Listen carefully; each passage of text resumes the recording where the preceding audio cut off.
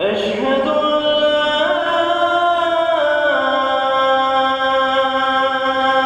إله إلا الله.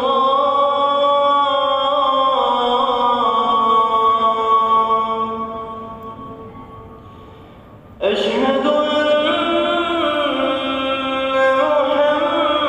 محمدًا رسول الله.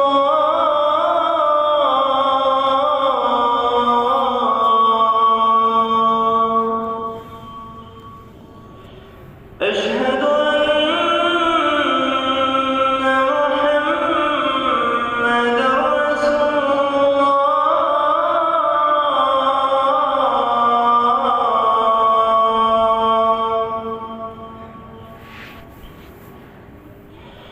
حي على الصلاة.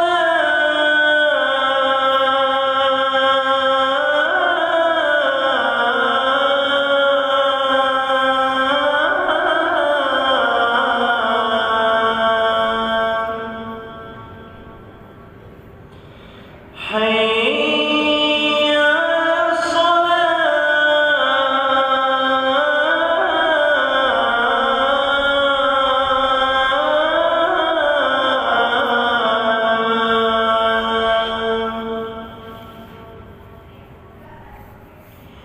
حي على الفلاح.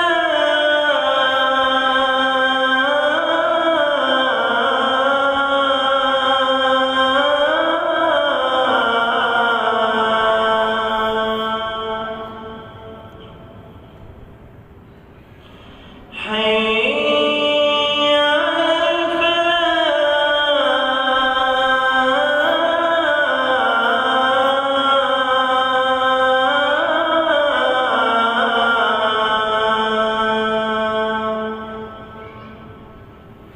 الله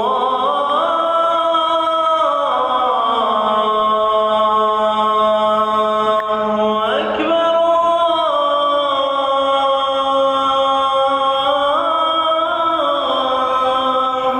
أكبر. لا إله إلا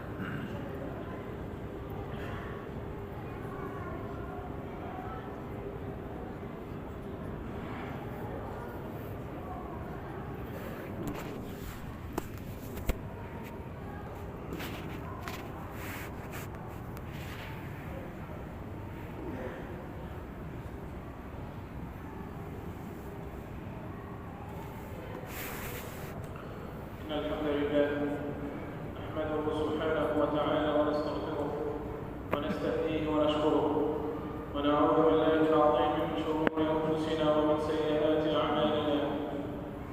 من يهد الله تعالى فلا مضل له ومن يضلل فلا هادي له. وأشهد أن لا إله إلا الله وحده لا شريك له. لا خير إلا في طاعته ولا عز إلا في التذلل لعظمته ولا غنى إلا في الافتقار لرحمته. وأشهد أن سيدنا محمدًا عبد الله ورسوله وصفيه من خلقه وخليله. بلغ الرسالة وأدى الأمانة ونصح للأمة فكشف الله به الغمة. فاللهم اجزه خير ما جزيت به نبيًا عن أمته ورسولا عن دعوته ورسالته. وصل اللهم وسلم عليه وعلى آل بيته وصحابته ومن اتبع هداه ونهج نهجه إلى يوم الدين. أما بعد، فإن أصدق الحديث كلام الله تعالى، وخير الهدي هدي نبينا محمد صلوات ربي وسلامه عليه، وشر الأمور محدثاتها، وكل محدثة بدعة، وكل بدعة في دين الله ضلالة، وكل ضلالة في النار. أما بعد، فأوصيكم ونفسي عباد الله بتقوى الله، فهي نحن الصالحون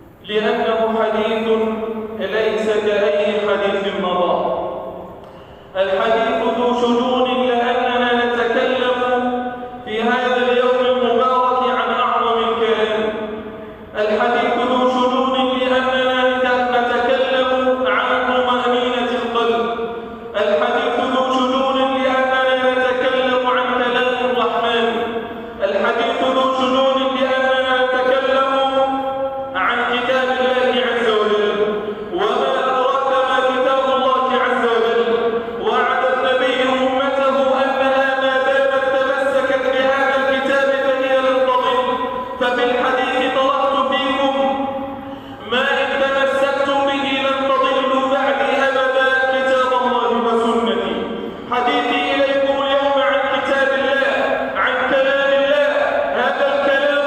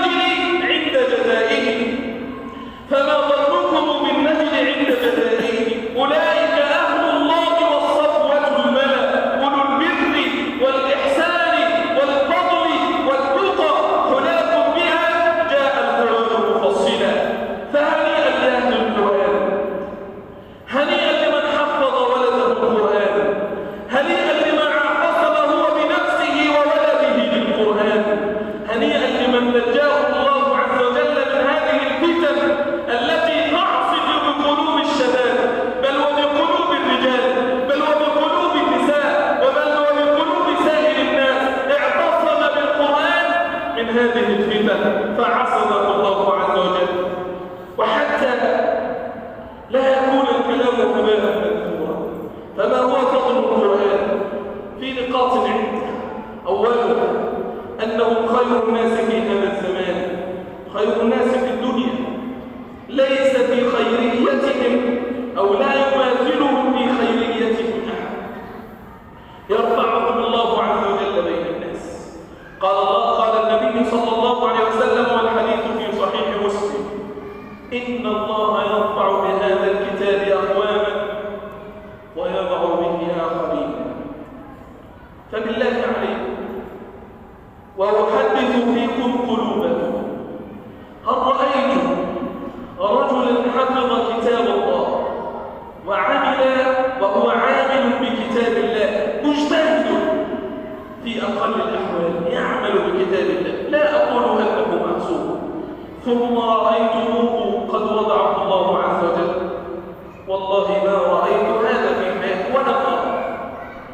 ما رأيت أحدا حفظ كتاب الله وعمل به إلا ووضعه الله بين الناس في سائر الزمان والمكان. لماذا؟ لأنه وعد نبينا الذي لا ينطق عن الهوى، وهم خير أهل هذه الأرض. ثانيا، هذا القرآن حينما تأتي يوم القيامة والناس في بلاء عظيم، الشمس قد ذبت من الرؤوس ولا حول لهم ولا قوة، وإذ بك في هذا المقام فيأتي لك القرآن فيشفع لك عند خالقك وبارئك. لذلك وصانا النبي بقراءته، قال: اقرأوا القرآن فإنه يأتي يوم القيامة شفيعا لأصحابه. الله أكبر! وأي شفاعة أعظم من كلام الله عز وجل؟ أود منك حينما تقرأ القرآن تستشعر أن الله تكلم بهذا الكلام الذي تتكلم به أنت الآن. أود منك أن تستشعر حلاوة المناجاة ولذة القرب من الخالق سبحانه وتعالى، وحسبه أنه كلام الله. قال النبي صلى الله عليه وسلم في شأن حفظته المتقنين له العاملين به، قال: الماهر بالقرآن مع السفرة، أي الملائكة الكرام، الماهر بالقرآن مع السفرة الكرام البررة، والذي يقرأ القرآن ويتتعتع فيه وهو عليه شاق له أجران. وحسبك من كل ما سبق قول النبي صلى الله عليه وسلم: خيركم من تعلم القرآن وعلمه. فإذا كنت لم تحظى في شبابك ونعومة أظفارك بحفظ الله فدونك ولدك، فعلمه كتاب الله، فعلمه كتاب الله، فهو خير ما ينفعك الله به في حياتك بل وبعد مماتك.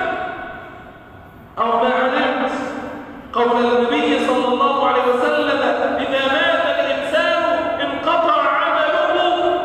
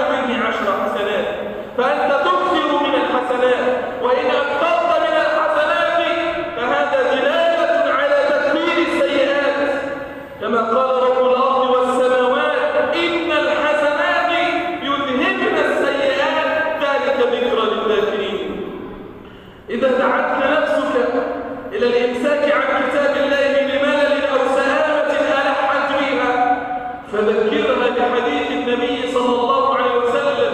وما أعظمه من حديث ورب الكعبة. قال لقمان لقارئ القرآن: اقرأ وارتق ورتل فإن منزلتك عند آخر آية كنت تقرأها. كلما زدت في القراءة كلما زدت في المنازل العلى عند رب العزة سبحانه وتعالى. وهذا لكلام الله وليس لشيء إلا لكلام الله عز وجل. لذلك أكثر سلفنا من قراءته فضلا عن فهمه وتدبره.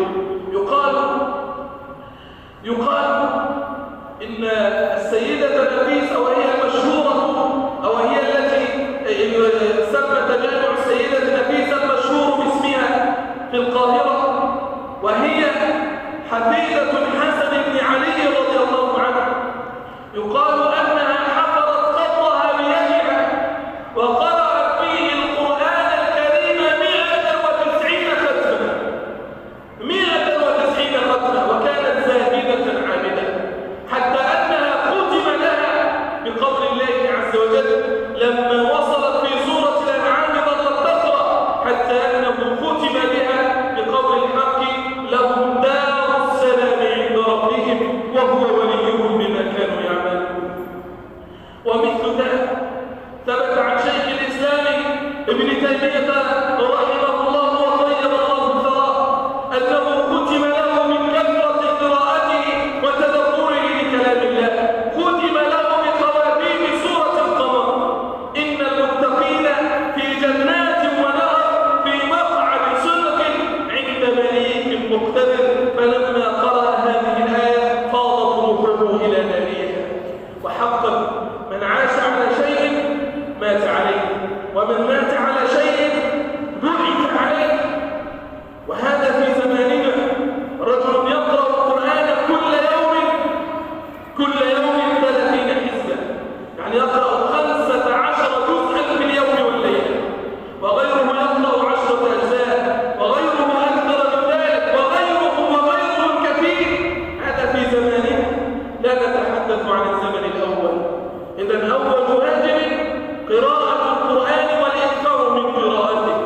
أما الواجب الثاني فهو تدبره وفهم معانيه. يريد منك حينما تقرأ الآية من كتاب الله تنزل على قلبك كالشفاء، تنزل على قلبك كالشفاء، تتلقاها بقلبك لا بأذنك.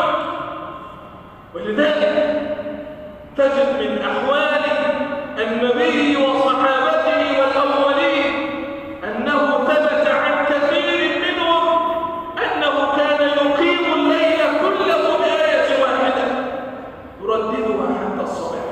كيف هذا؟ لا يمكن له أن يفعل هذا إلا إن كان يتذوق حلاوة هذه الآية، يتدبرها، يفهم معانيها. حتى أنه ثبت أن النبي صلى الله عليه وسلم قام الليل كله بآية ما زال يرددها حتى أصبح، وهي قوله تعالى: إن تعذبهم فإنهم عبادك وإن تغفر لهم فإنك أنت العزيز الحكيم.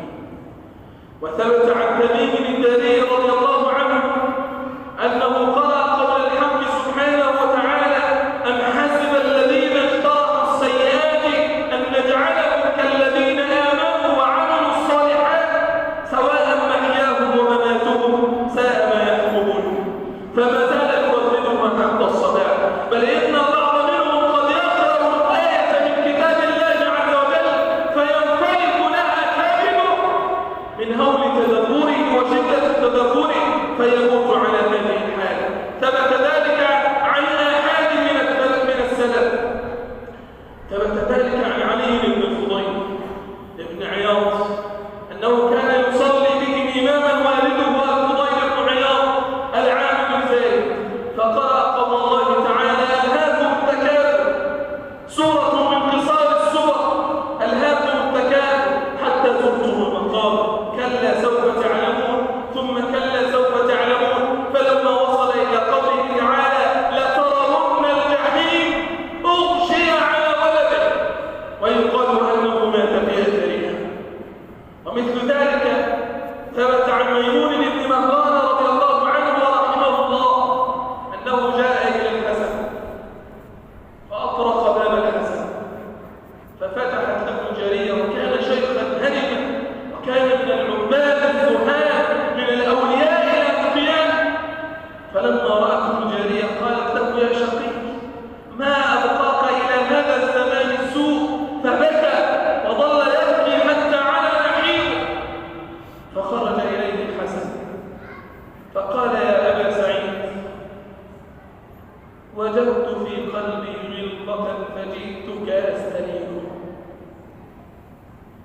يذهب ويسافر حتى ذهب إلى الحسن البصري فقال له هذا الكلام.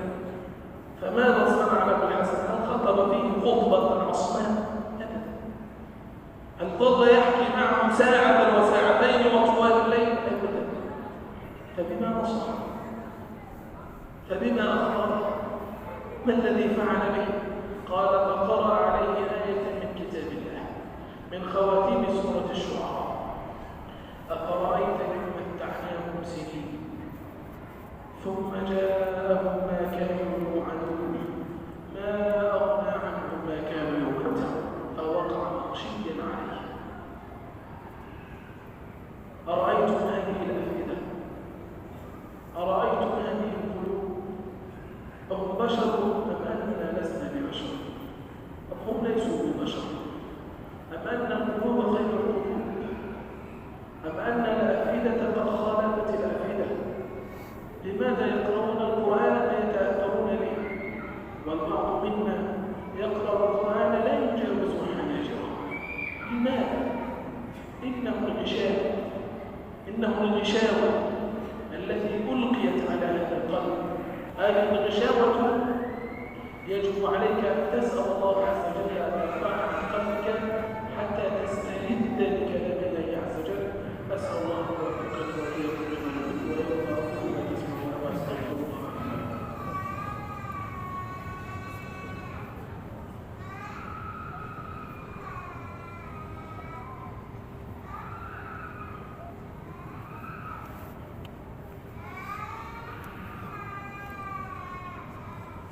الحمد لله رب العالمين، والصلاة والسلام على أشرف المرسلين سيدنا محمد النبي الأمي وعلى آله وصحبه وسلم آمين.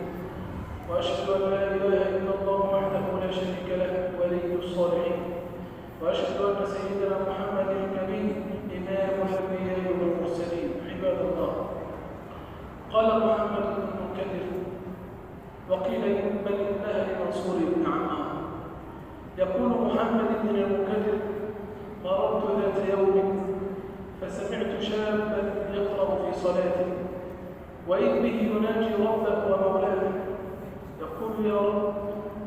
يقول يا رب قد أذنبت لكن ما تجرأت عليه طرفة عين، لكنها دنيا وشيطان وهوى ونفس أمارة بالسوء.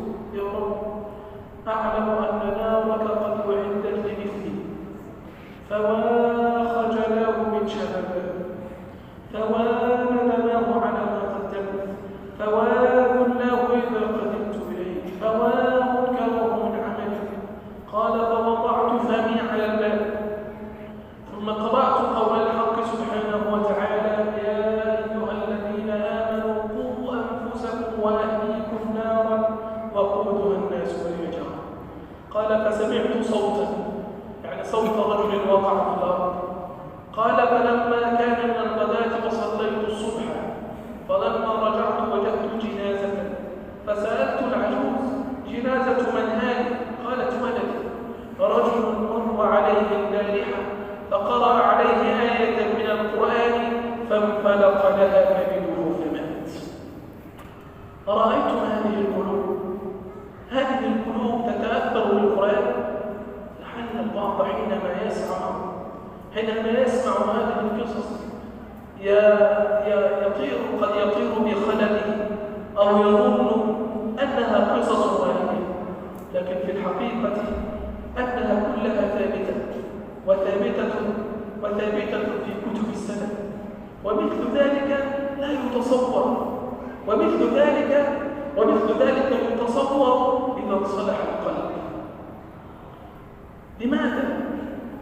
لأنه قد قرأنا في كتاب الله عز وجل ما هو أعظم منها.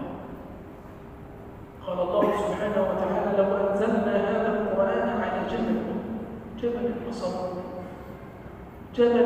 أصم، لو أنزلنا هذا القرآن على جبل لرأيته خاشعا متصدعا من خشية الله. وتلك الأمثال نضربها للناس لعلهم يتفكرون، فما بالك بهذا القلب الذي هو خليط من لحم ودم، فما بالك بهذا القلب الذي هو ضعيف؟ نعم، فمثل ذلك موجود وبكثرة، لكن إذا سلمت القلوب، إذا صحت القلوب، نعم، فإن النبي صلى الله عليه وسلم قال: ألا وإن في الجسد مضغة إذا صلحت صلح الجسد كله، وإذا فسد الجسد كله، ألا وهي القلب. فهذا ثانيا بعد قراءته وتدبره. فما هو الأمر الثالث من واجبنا نحو القرآن الكريم؟ إنه العمل به. وما قيمة هذه الأمة في غير عملها بكلام ربها؟ لما سئلت عائشة رضي الله عنها عن خلق النبي صلى الله عليه وسلم، والحديث في البخاري، قالت: كان خلقه القرآن، فكان صلوات ربي وسلامه عليه قرآنا يمشي على الأرض. أرأيتم، كان خلقه القرآن، كان يعمل بالقرآن. ها هو قدوتنا وها هو واجبنا نحو كلام ربنا. فالأمة إن تمسكت بهذا الكلام رجعت إلى عهدها وعزها ونصرتها. فإن الله عز وجل قال: يا أيها الذين آمنوا إن تنصروا الله ينصركم ويثبت أقدامكم. كل الخلائق في حمى الديان، وكتابنا هدي عظيم الشان. يا أمة القرآن إن كتابكم لهو الشفاء وصحة الأبدان، وهو الدواء لكل جرح ضائر، وهو المحارب نزغة الشيطان، وهو البلاغة والفصاحة كلها، وهو الضياء بنور رباني. اقرأ كتاب الله، اقرأ كتاب الله وافهم حكمه، تدرك عطاء الله في إحسانه. فهو الخطاب لكل عقل نابه، وهو الضياء بنور رباني يهدي إلى الخير العميم، وإنه أمن القلوب وراحة الأبدان.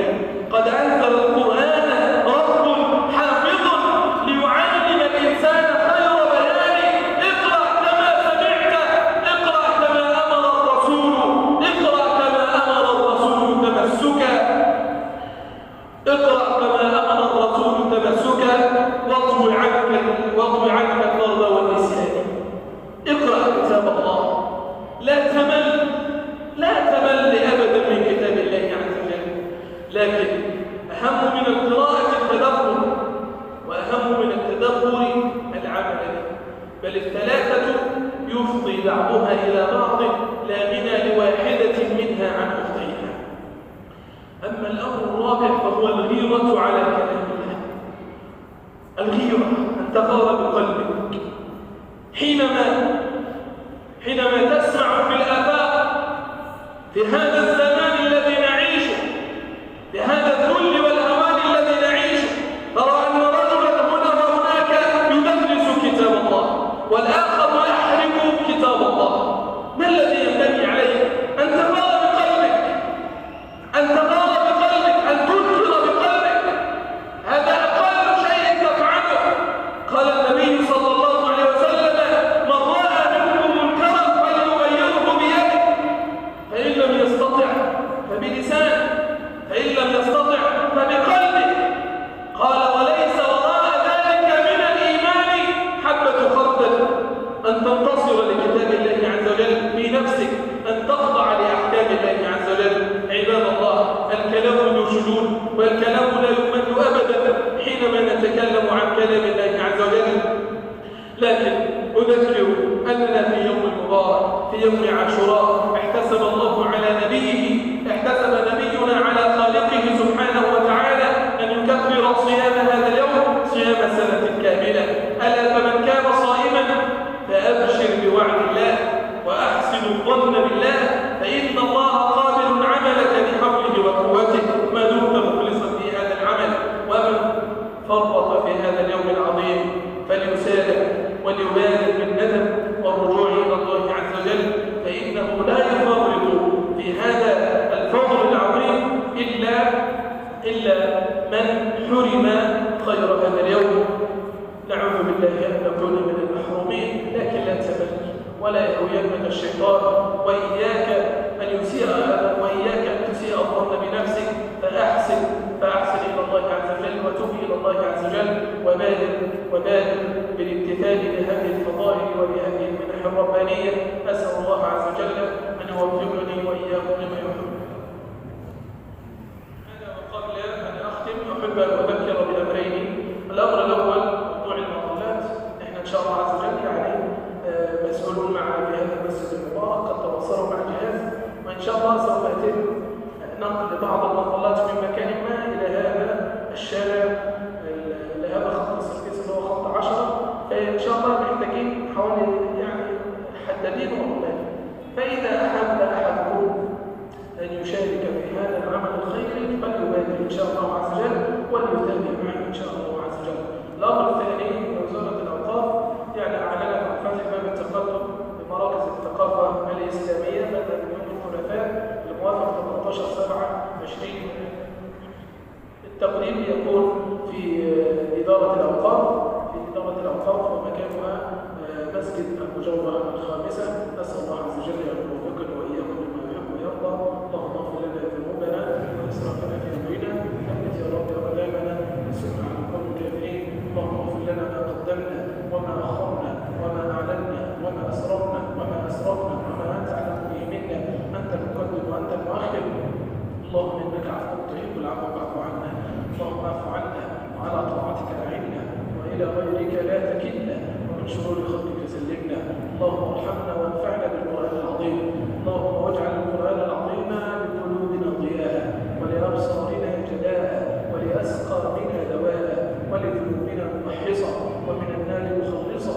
اللهم وألبسنا به الحلل وأسكننا به الظلل وادفع عنا به النقم واجعلنا به عند الجزاء من الفائزين وعند النعماء من الشاكرين وعند البلاء من الصابرين. اللهم آمين. اللهم احفظ بلدنا مصر أمنا أمانا سلما سلاما سخاء رخاء وسائر بلاد المسلمين. آمين آمين. أقول ما تسمعون وأستغفر الله لي ولكم وأقم الصلاة. الله